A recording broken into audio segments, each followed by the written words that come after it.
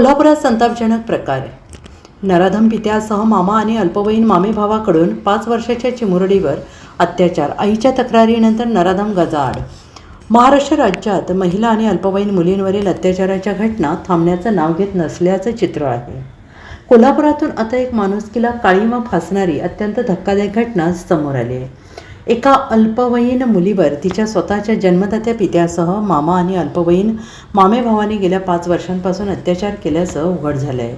या नराधमांच्या कृत्यामुळे कोल्हापूर जिल्ह्यात संताप व्यक्त केला जातो आहे. याबाबत मिळालेल्या माहितीनुसार पीडित मुलगी अल्पवयीन असून गेल्या 5 वर्षांपासून तिचा शारीरिक छळ सुरू होता. घरातल्याच व्यक्तींकडून वारंवार होणाऱ्या नराधम कृत्याला पीडिता कंटाळली होती. अखेर मुलीची सहनशक्ती संपल्यानंतर तिने आपल्या आईला सर्व आपबीती सांगितली आणि या धक्कादायक प्रकाराने हादरलेल्या आईने कोणताही विलंब न लावता आपल्या मुलीला घेऊन थेट शाहूपुरी पोलीस ठाणे गाठले आणि तक्रार दाखल केली.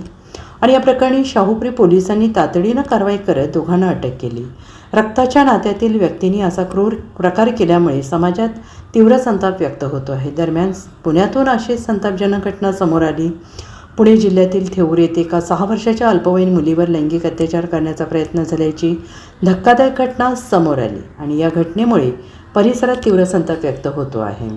Bureau report, SBN Marathi, Kolhapur.